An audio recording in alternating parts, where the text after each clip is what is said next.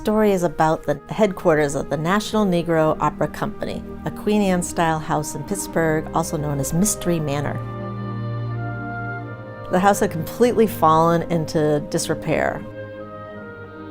It's also about all the people that stayed at this house and all the creative energy within the walls of this house.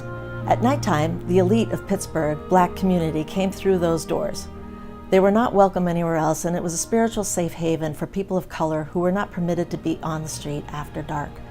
The house also served as a rooming house for traveling musicians and sports celebrities that were not accepted at local hotels because of the color of their skin. Who stayed there? Lena Horne, boxing legend Joe Louis, Roberto Clemente, Count Basie, and many others. It's about Mary Dawson. So Mary Dawson was this amazing woman who just was unstoppable. She was an entrepreneur, an educator, a mentor. She became a talent agent. She was determined to start her own opera company. Mary was born in 1894, a time when culture fiercely dismissed a strong woman's voice. A strong Black female voice was really rare. Her groundbreaking superhuman beliefs created a foundation that every woman stands on today, yet most women have never even heard of her. I needed to change that. Mary became my hero, my mentor, my energy.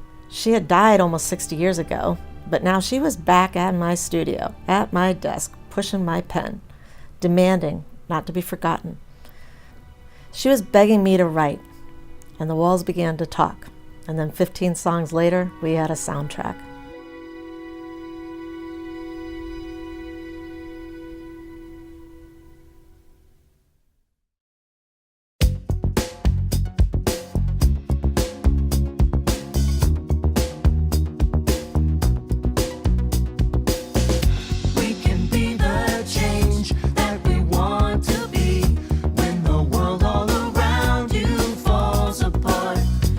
We're absolutely delighted to be part of this project and working with Dawn. We're all about storytelling at Historic New England. This is a wonderful story. It's a discovery, actually. And having the children in the building and listening to them share their stories, it's like we have a cultivation event going on for future preservationists and historians.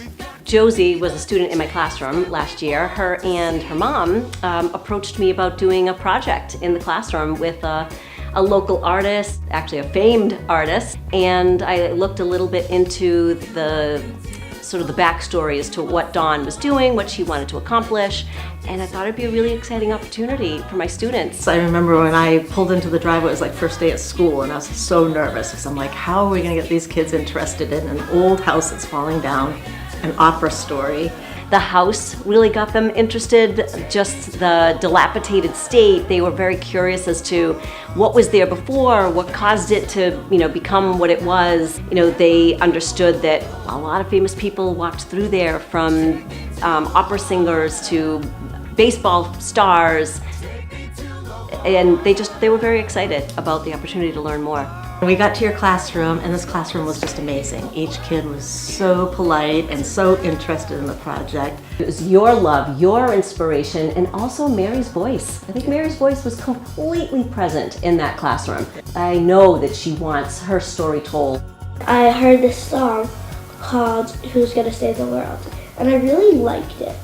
And that night, when my mom put me to bed, I asked her if Dawn could come to my class and we could do like a thing. And she did. Like a week later, she told us we could design our own CDs. I thought it looked really pretty in the end. Dawn told us about the Mystery Manor in Pittsburgh. And I was pretty excited because once she told me that she was gonna rebuild it, I was like, am I going to go inside? Because I really want to go inside and see how they build it and see if there's any old pictures about it. The music that we heard, it was really fun.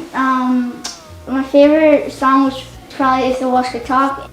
She told us about the guys that in the house that played baseball, and she told us about the singers, the cameraman, and the boxers. And she told us about the walls, of course. So then I made a picture of the wall, and then with like all the things that people did on the sides. Who's gonna gonna save the world.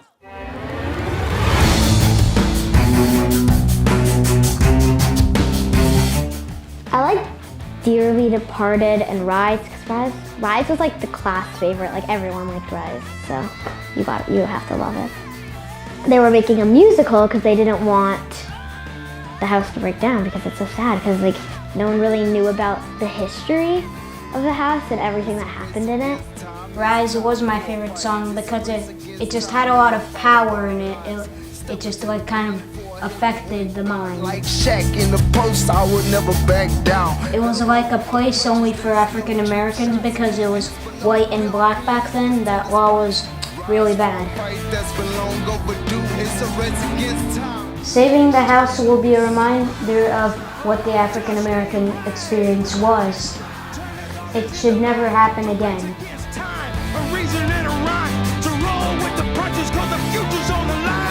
Dawn's work in the classroom inspired their love for history, inspired their desire to learn more about historical events that actually a lot of people don't know a lot about. We're really interested in being a part of something that in the future could lead to people learning more about Mary Dawson, the house, songs for Mary.